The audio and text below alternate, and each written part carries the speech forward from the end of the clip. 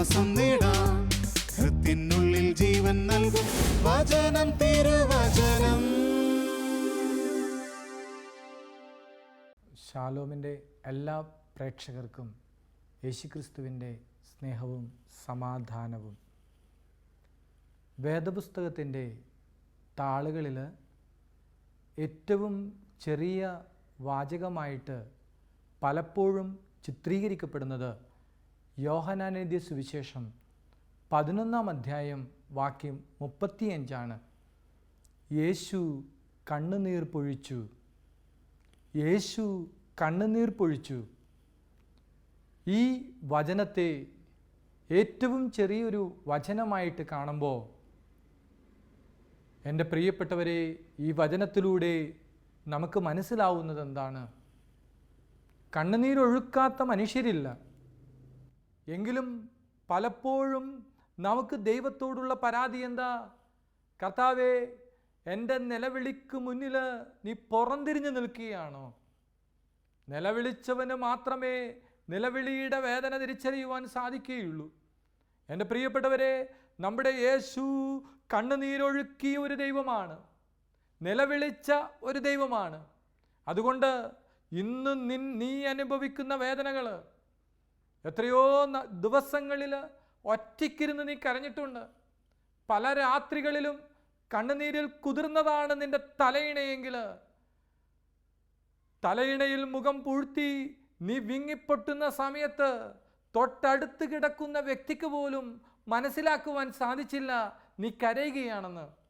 എന്നാൽ കണ്ണുനീരൊഴുക്കിയ ദൈവത്തിന് നിന്റെ കണ്ണുനീരിൻ്റെ തീവ്രമായ വേദന തിരിച്ചറിയുവാനായിട്ട് സാധിക്കുന്നവനാണ്. വേദപുസ്തകത്തിൻ്റെ താളുകളിൽ ഉൽപ്പത്തി മുതൽ വെളിപാട് വരെയുള്ള അധ്യായങ്ങളിലൂടെ കടന്നു പോകുമ്പോൾ അതിൽ പല അധ്യായങ്ങളും കണ്ണുനീരിൽ കുതിർന്നതാണ്. ഒരുപാട് വ്യക്തികൾ കണ്ണുനീരൊഴുക്കുന്നതിൻ്റെ അനുഭവങ്ങൾ വേദപുസ്തകത്തിൽ നമുക്ക് കണ്ടെത്തുവാനായിട്ട് സാധിക്കും.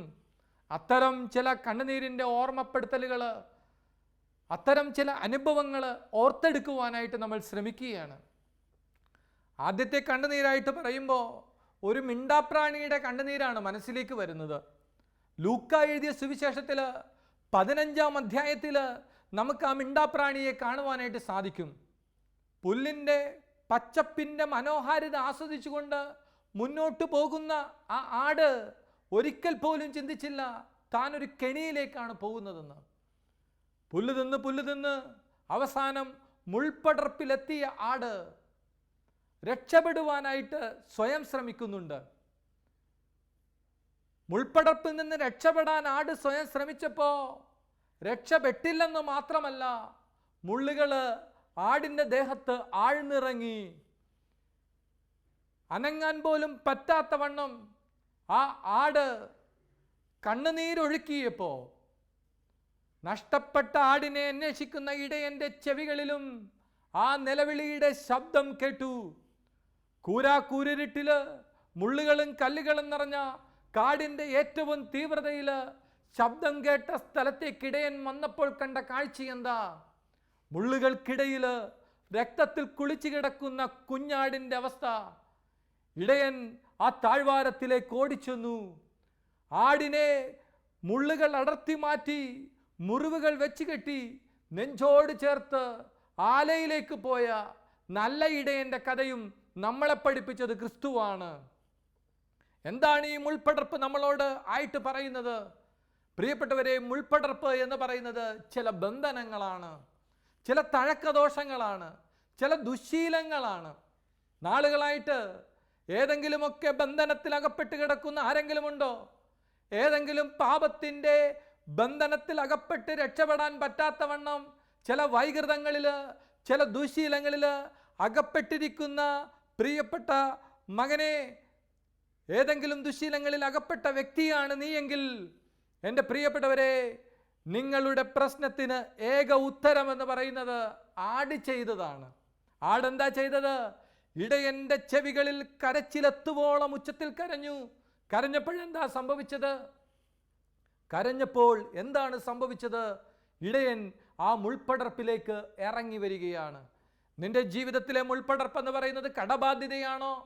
നിന്റെ ജീവിതത്തിലെ മുൾപ്പടർപ്പ്, വീട്ടിൽ നിന്ന് പുറത്തിറങ്ങാൻ പോലും പറ്റാത്തവണ്ണം കടക്കാര് നിന്റെ കുടുംബത്തെ വിഷമിപ്പിക്കുന്ന അവസ്ഥയിലാണോ? നിങ്ങളുടെ മുൾപ്പടർപ്പിലേക്ക് ഇറങ്ങി വരുവാൻ യേശു ക്രിസ്തുവിന് സാധിക്കും. നിന്റെ അവസ്ഥയെ പ്രതി ദൈവസന്നിധിയിൽ നീ കണ്ണുനീരൊഴുക്കുവാൻ തയ്യാറാണോ? നിലവിളി കേൾക്കുന്ന ദൈവം നിന്റെ നിലവിളിയുടെ മേൽ, നിന്റെ പ്രശ്നങ്ങളുടെ മേൽ ഇറങ്ങി വരുന്നത് കാണുവാനായിട്ട് സാധിക്കും. Hallelujah, hallelujah. മറ്റൊരു കണ്ണുനീരെന്ന് പറയുന്നത് ഉൽപ്പത്തി പുസ്തകത്തിൽ 21-ാം അധ്യായത്തിൽ നമ്മൾ കാണുന്ന ഹാഗാറിൻ്റെ നിലവിളിയാണ്.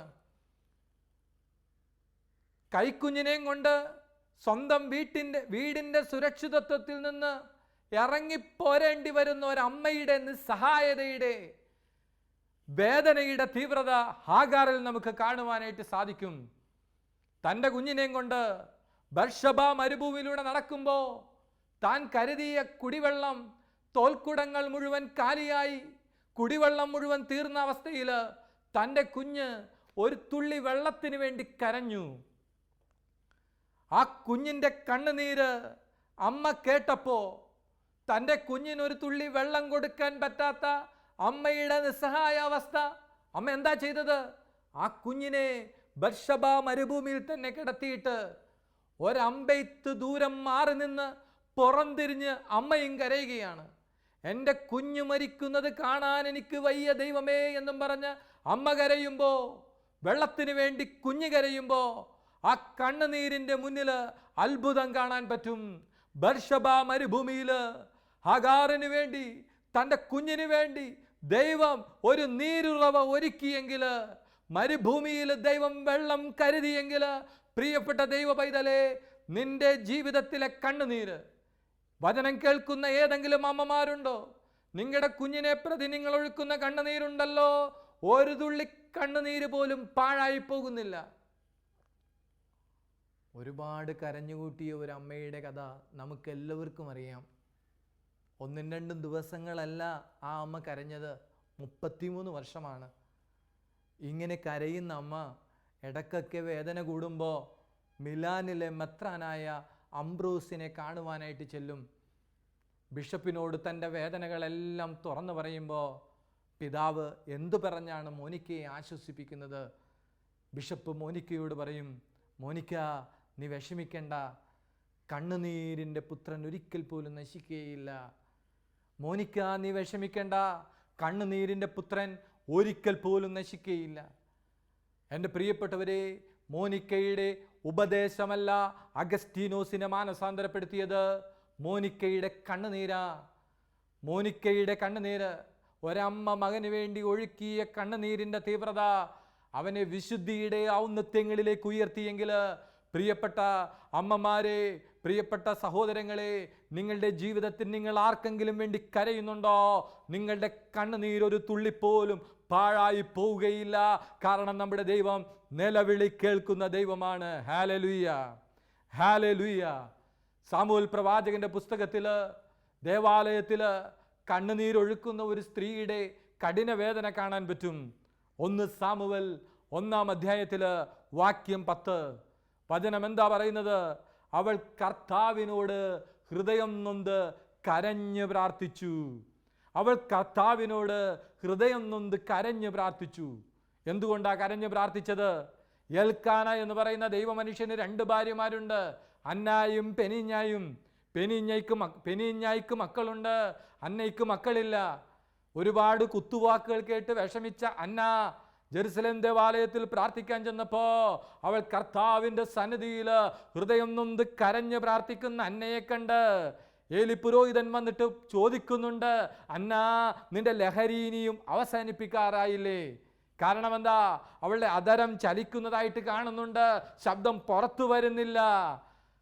ഏലി പുരോഹിതൻ ചിന്തിച്ചു, മദ്യത്തിൻ്റെ ഉന്മത്താവസ്ഥയിൽ എന്തൊക്കെയോ പുലമ്പുകയാണെന്ന്. അന്ന പറഞ്ഞു, ഇല്ല, ഒരിക്കലുമില്ല, എൻ്റെ ഹൃദയ വിചാരങ്ങൾ എൻ്റെ ദൈവസന്നിധിയിൽ ഞാൻ നിരത്തുകയാണ്. അന്നയുടെ വേദന കേട്ട്, എന്താ അന്നയുടെ വേദന? എനിക്കൊരു കുഞ്ഞിനെ ദൈവമേ, എനിക്കൊരു കുഞ്ഞിക്കാല് കാണുവാൻ സാധിച്ചിട്ടില്ലല്ലോ. ആ അമ്മയുടെ കണ്ണുനീരിൻ്റെ മുന്നിൽ ദൈവം മറുപടി കൊടുക്കുന്നത് എങ്ങനെയാ? ആ അമ്മയുടെ കണ്ണുനീരിൻ്റെ മുമ്പിൽ ദൈവം എങ്ങനെയാ ഉത്തരം കൊടുത്തത്? അന്നയെ ആശ്വസിപ്പിച്ചുകൊണ്ട് ഏലി പുരോഹിതൻ പറയുന്നുണ്ട്, അന്ന നീ വിഷമിക്കണ്ട, കർത്താവ് നിന്റെ ആഗ്രഹം സാധിച്ചു തരും. കർത്താവ് നിന്റെ ആഗ്രഹം സാധിച്ചു തരും. ഏലി പുരോഹിതൻ പറഞ്ഞതാ, അന്ന നീ വിഷമിക്കണ്ട, കർത്താവ് നിന്റെ ആഗ്രഹം സാധിച്ചു തരും. കർത്താവ് നിന്റെ ആഗ്രഹം സാധിച്ചു തരും. എത്രയോ പേരാ ഇന്ന് ലോകത്തിൽ വിവാഹപ്രായം കഴിഞ്ഞിട്ടും വിവാഹം നടക്കാതെ വിഷമിക്കുന്നവർ. എത്രയോ പേരാ വിവാഹം കഴിഞ്ഞിട്ട് വർഷങ്ങൾ കഴിഞ്ഞിട്ട് മക്കളില്ലാതെ വിഷമിക്കുന്നവർ. അന്നയുടെ കണ്ണുനീരിനും മറുപടി കൊടുത്ത ദൈവത്തിന് നിങ്ങളുടെ പ്രശ്നങ്ങൾ പരിഹരിക്കുവാനായിട്ട് സാധിക്കും. ഒരുപാട് പേരോട് വിഷമം പറഞ്ഞിട്ട് ഉത്തരം കിട്ടിയിട്ടില്ലെങ്കിൽ ഇന്ന് ദൈവസന്നിധിയിലേക്ക് ചെന്ന് നിന്റെ ഹൃദയ വിചാരങ്ങൾ ദൈവസന്നിധിയിൽ അന്നയെപ്പോലെ ഒഴുക്കുവാൻ നീ തയ്യാറാണോ? പ്രിയപ്പെട്ട ദൈവ പൈതലേ, അന്നയ്ക്ക് ലഭിച്ച അതേ മറുപടി സ്വർഗത്തിൽ നിന്ന് നിനക്കും തരും. സമാധാനത്തോടെ പോവുക. കർത്താവ് നിന്റെ പ്രാർത്ഥന സാധിച്ചു തരട്ടെ. കർത്താവ് നിന്റെ പ്രാർത്ഥന സാധിച്ചു തരട്ടെ. പിറ്റേ വർഷം അന്നയ്ക്ക് ദൈവം കൊടുത്ത സമ്മാനമാണ് സാമുവേൽ. ഒരമ്മയുടെ കണ്ണുനീരിന് ദൈവം ഒരു പ്രവാചകന് മറുപടിയായിട്ട് നൽകിയെങ്കിൽ, സാമുവേൽ പ്രവാചകനെ ദൈവം മറുപടിയായിട്ട് കൊടുത്തെങ്കിൽ, എൻ്റെ പ്രിയപ്പെട്ടവരെ, ജീവിതത്തിലെ വിഷയങ്ങളുടെ മുന്നിൽ ഭാരപ്പെട്ട് നിങ്ങൾ ദൈവത്തിൻ്റെ സന്നിധിയിൽ കണ്ണുനീരൊഴുക്കുവാൻ തയ്യാറാണോ? ദൈവം നിങ്ങളുടെ കണ്ണുനീരിന് നിലവിളിക്ക് മറുപടി നൽകുന്നത് കാണുവാനായിട്ട് സാധിക്കും. Hallelujah, hallelujah. വേദപുസ്തകത്തിൻ്റെ താളുകളിൽ കണ്ണുനീരൊഴുക്കിയ മറ്റൊരു സ്ത്രീയാണ് സൂസന്ന. ദാനിയേൽ പ്രവാചകന്റെ പുസ്തകത്തിൽ 13-ാം അധ്യായത്തിൽ യോവാക്കിമിൻ്റെ ഭാര്യയായ സൂസന്നയെക്കുറിച്ച് നമ്മൾ കാണുന്നുണ്ട്. അവളുടെ മാതാപിതാക്കന്മാർ നീതിനിഷ്ഠരായിരുന്നു. ചെറുപ്പം മുതലേ മോശയുടെ ന്യായപ്രമാണം പഠിപ്പിച്ചിട്ടുണ്ട്. പ്രാർത്ഥനയും ധ്യാനവും ദൈവാനുഭവത്തിൽ വളരുന്ന ആ സ്ത്രീയുടെ ജീവിതത്തെ തകർക്കുന്ന ഒരു അനുഭവമുണ്ടായി. 2 ന്യായാധിപന്മാർക്ക് അവളെ കണ്ടപ്പോൾ തെറ്റ് ചെയ്യാനുള്ള പ്രേരണ വന്നു. ഈ ന്യായാധിപന്മാർ തെറ്റ് ചെയ്യാൻ പ്രേരിപ്പിക്കുകയാണ്. അന്ന പറഞ്ഞു, ഇല്ല, ഞാൻ ഒരിക്കലും സമ്മതിക്കുകയില്ല. അവർ പറഞ്ഞു, നീ ഞങ്ങളുടെ ആഗ്രഹത്തിന് സമ്മതിക്കുന്നില്ലെങ്കിൽ ഞങ്ങൾ കള്ളം പറയും. നിനക്കറിയാലോ മോശയുടെ ന്യായപ്രമാണം എന്താണെന്ന്. വിവാഹം കഴിക്കാതെ വ്യഭിചാരം എന്ന് പറയുന്ന പാപം ചെയ്യുന്നത് പിടിക്കപ്പെട്ടാൽ കല്ലെറിഞ്ഞു കൊല്ലണമെന്ന് മോശ കൽപ്പിച്ചിട്ടുണ്ട്. അതുകൊണ്ട് ഞങ്ങൾ പറയും, ന്യായാധിപന്മാരാണ് ഞങ്ങൾ, നീ തെറ്റ് ചെയ്യുന്നത് കണ്ടെന്ന് ഞങ്ങൾ പറയുമ്പോൾ മറ്റുള്ളവർ വിശ്വസിക്കുകയും നിന്നെ കല്ലെറിഞ്ഞു കൊല്ലുകയും ചെയ്യും. രക്ഷപ്പെടണമെങ്കിൽ നീ ഞങ്ങളുടെ ആഗ്രഹത്തിന് സമ്മതിക്കുക. അപ്പോഴും സൂസന്ന പറഞ്ഞു, ഇല്ല, ഒരിക്കലുമില്ല. ഈ ന്യായാധിപന്മാർ സൂസന്നയ്ക്കെതിരെ കിംവദന്തി പരത്തി. എത്ര പെട്ടെന്നാണ് ജനങ്ങൾ ഓടിക്കൂടിയത്. നീതി നടപ്പിലാക്കുവാൻ കല്ലുമെടുത്തുകൊണ്ട് താഴ്വാരത്തിലേക്ക് അവളെ കൊല്ലുവാൻ കൊണ്ടുപോകുമ്പോൾ, പ്രിയപ്പെട്ടവരെ, ദാനിയേൽ 13:42 നമ്മൾ വായിക്കുന്നുണ്ട്, അപ്പോൾ സൂസന്ന അത്യുച്ചത്തിൽ നിലവിളിച്ചു. സങ്കടം സഹിക്കാനാവാതെ അവൾ പൊട്ടിക്കരയുമ്പോൾ നിലവിളി കേൾക്കുന്ന ദൈവം അവളുടെ കണ്ണുനീരിന് മറുപടി കൊടുക്കുവാൻ അയച്ചത് ഒരു ബാലനെയാ. ദാനിയേൽ എന്ന് പറയുന്ന ബാലൻ വന്നിട്ട് പറഞ്ഞതെന്താ? ഇവളുടെ രക്തത്തിൽ എനിക്ക് പങ്കില്ല. ന്യായം വിസ്തരിക്കാതെയാണോ ശിക്ഷയ്ക്ക് വിധിക്കുന്നത്? 2 ന്യായാധിപന്മാരെ മാറ്റി നിർത്തി ചോദിച്ചു, ഏത് മരത്തിന്റെ ചുവട്ടിൽ വെച്ച് തെറ്റ് ചെയ്യുന്നത് കണ്ടു? ഒരാൾ പറഞ്ഞു കരിവേലക മരം, വേറൊരാൾ പറഞ്ഞു കരയാമ്പ് മരം. അവരുടെ കള്ളം പുറത്തു വന്നു. സൂസന്ന രക്ഷപ്പെട്ടു. പ്രിയപ്പെട്ടവരെ, നിരവധിയായ കോടതി കേസുകളിൽ തെറ്റിദ്ധരിക്കപ്പെട്ട് നിരവധിയായ ആരോപണങ്ങളുടെ മുൾമുനയിൽ തകർന്നു നിൽക്കുന്ന വ്യക്തിയാണോ നീ? സൂസന്ന കരഞ്ഞതുപോലെ കരയുവാൻ നീ തയ്യാറാണോ? തമ്പുരാന്റെ സന്നിധിയിൽ നീ ഒഴുക്കുന്ന ഒരു തുള്ളി കണ്ണുനീര് പോലും പാഴായി പോവുകയില്ല. അവിടുന്ന് നിന്റെ നിലവിളിക്ക് മറുപടി നൽകുന്ന ദൈവമാണ്. Hallelujah, hallelujah. വീണ്ടും നമ്മൾ കാണുന്നുണ്ട് ലൂക്കാ സുവിശേഷത്തിൽ 18-ാം അധ്യായത്തിൽ 35 മുതൽ 39 വരെയുള്ള വാക്യങ്ങൾ. അവൻ ജെറിക്കോയെ സമീപിച്ചപ്പോൾ ഒരു കുരുടൻ വഴിയരികിൽ നിന്ന് ഭിക്ഷയാചിക്കുകയായിരുന്നു. ജനക്കൂട്ടം കടന്നു പോകുന്ന ശബ്ദം കേട്ട് എന്താണ് സംഭവിക്കുന്നതെന്ന് അവൻ അന്വേഷിച്ചു. നാസറാനായ യേശു കടന്നു പോകുന്നുവെന്ന് അവർ പറഞ്ഞു. അപ്പോൾ അവൻ വിളിച്ചു പറഞ്ഞു, ദാവീദിന്റെ പുത്ര എന്നിൽ കനിയണമേ, ദാവീദിന്റെ പുത്ര എന്നിൽ കനിയണമേ. എൻ്റെ പ്രിയപ്പെട്ടവരെ, ഈ അന്ധയാചകൻ അനുഭവിക്കുന്ന പ്രശ്നങ്ങൾ എന്തൊക്കെയാ? അവൻ്റെ ജീവിതത്തിൽ അവൻ ജന്മന അന്ധനാണ്. കണ്ണിന് കാഴ്ചയില്ല.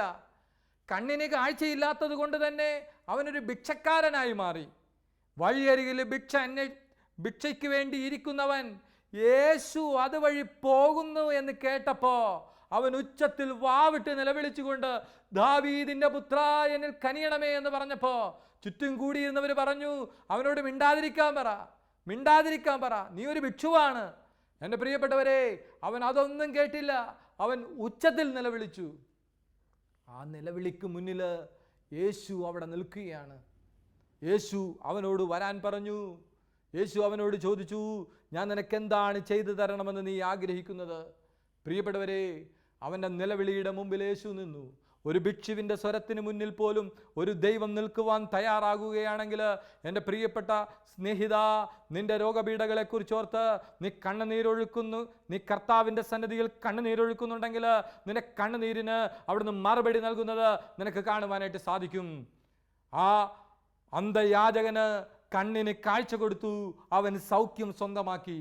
എത്രയോ ആശുപത്രികളിൽ എത്രയോ പേരാണ് രോഗപീഠകൾ നിമിത്തം മരണത്തോട് മല്ലടിക്കുന്നത്.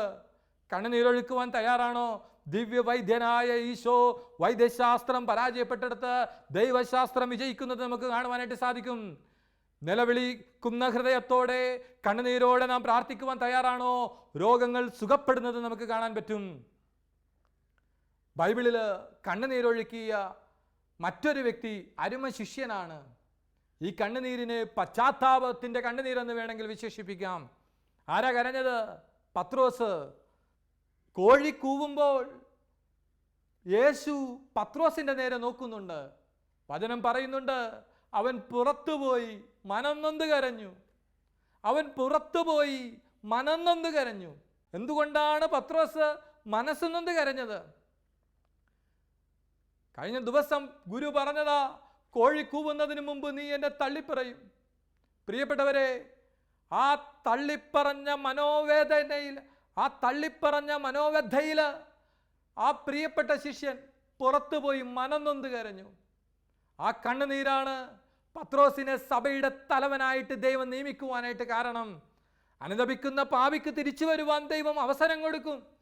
നാം കാണുന്നുണ്ടല്ലോ, പാപിനിയായ സ്ത്രീ യേശുവിൻ്റെ അടുത്ത് വന്ന് കണ്ണുനീര് കൊണ്ട് യേശുവിൻ്റെ പാദം കഴുകി, തലമുടി കൊണ്ട് തുടച്ചു, അവൻ്റെ കാലിൽ സുഗന്ധലേപനം നടത്തുന്നത്. ആ നിലവിളിയുടെ മുന്നിൽ ആ പാപത്തിൻ്റെ മ്ലേച്ഛതയിൽ മുങ്ങിത്താണിരുന്നവള് വിശുദ്ധിയിലേക്ക് ഉയർത്തപ്പെടുന്നത്, യേശുവിൻ്റെ ഏറ്റവും വലിയൊരു സാക്ഷിയായി ഈ സ്ത്രീ മാറുന്നത് പിന്നീട് നമുക്ക് കാണുവാനായിട്ട് സാധിക്കും. അതുകൊണ്ട് തന്നെ ഏതെങ്കിലും തെറ്റിൻ്റെ അവസ്ഥയിൽ തകർന്നിരിക്കുന്ന ഒരു മകനാണോ നീ? കർത്താവിൻ്റെ സന്നിധിയിൽ അനുതാപത്തിൻ്റെ കണ്ണുനീരൊഴുക്കുവാൻ നീ തയ്യാറാണോ? നിന്റെ കണ്ണുനീരിൻ്റെ മുന്നിൽ പ്രിയപ്പെട്ടവരെ ദൈവം പ്രവർത്തിക്കുന്നത് കാണുവാനായിട്ട് നമുക്ക് സാധിക്കും. മനം നൊന്തുള്ള കരച്ചിലിന് വീണ്ടെടുപ്പിൻ്റെ ദൈവകൃപ സ്വന്തമാക്കാൻ സാധിക്കും. നീ മനസ്സുനൊന്ന് കരയുമ്പോൾ ദൈവം നിന്റെ ജീവിതത്തിൽ പ്രവർത്തിക്കുന്നത് കാണുവാനായിട്ട് സാധിക്കും. Hallelujah, hallelujah. നമ്മുടെ കണ്ണുനീരിന് ദൈവം മറുപടി നൽകുമെന്ന് നമ്മളെ പഠിപ്പിക്കുവാൻ ഈശോ ഒരു കഥ പറഞ്ഞു. എന്താണ് യേശു പറഞ്ഞ കഥ? ലൂക്കാ സുവിശേഷത്തിൽ 18-ാം അധ്യായത്തിൽ വാക്യം 7 നമ്മൾ ആ കണ്ണുനീരിന് കാരണമായ കഥയ്ക്ക് ഉത്തരം നമ്മൾ കണ്ടെത്തുന്നുണ്ട്.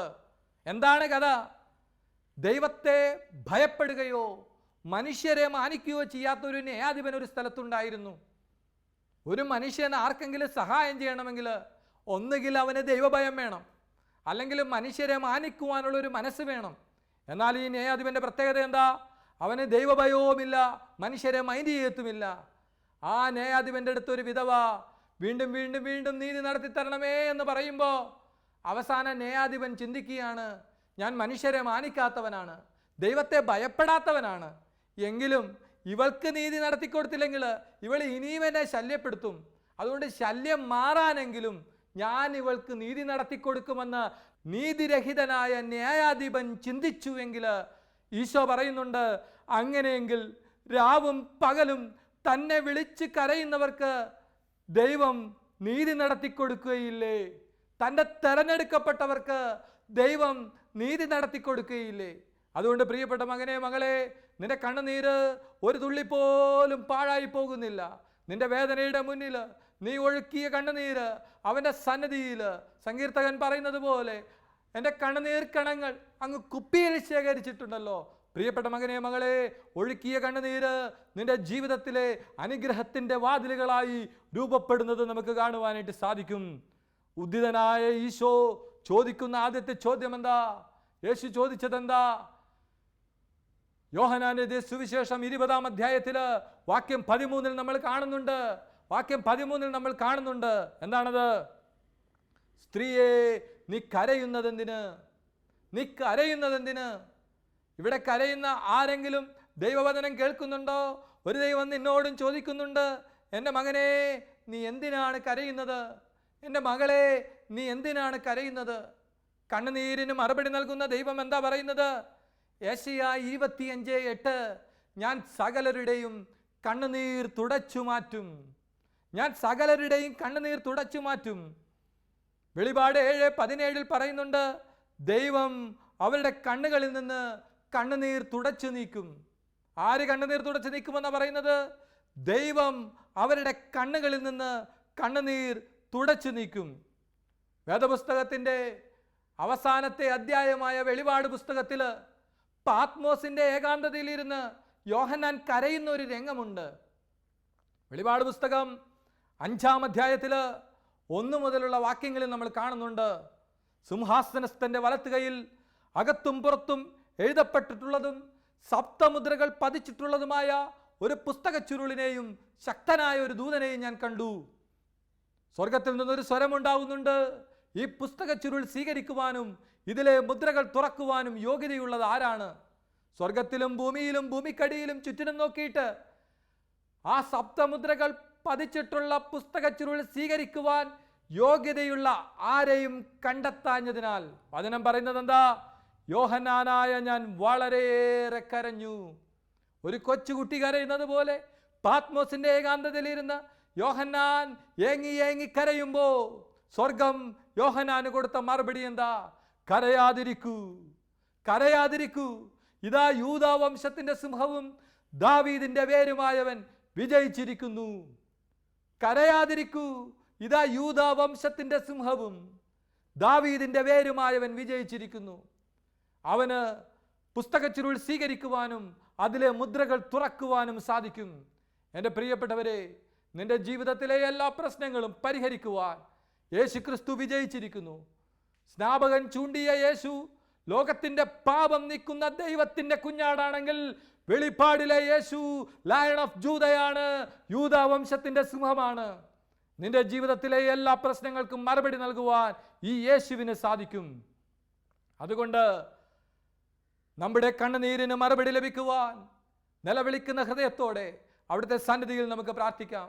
കണ്ണുകളടച്ച് കൂപ്പുകൈകളോടെ, ഓ പ്രിയപ്പെട്ട അപ്പാ, ഞങ്ങളുടെ ജീവിതത്തിലെ കണ്ണുനീരിൻ്റെ അനുഭവങ്ങൾ അനേക സ്ഥലങ്ങളിൽ ഞങ്ങൾ പോയി, പല സ്ഥലങ്ങളിലും ഞങ്ങൾ പരാജയപ്പെട്ടു.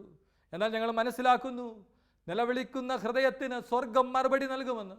അപ്പാ, ഞങ്ങളുടെ വിഷയത്തിലെ എല്ലാ വേദനകളിലേക്കും ഇറങ്ങി വരണമേ. കർത്താവേ, ഞങ്ങളുടെ കണ്ണുനീരിന് മറുപടി നൽകണമേ.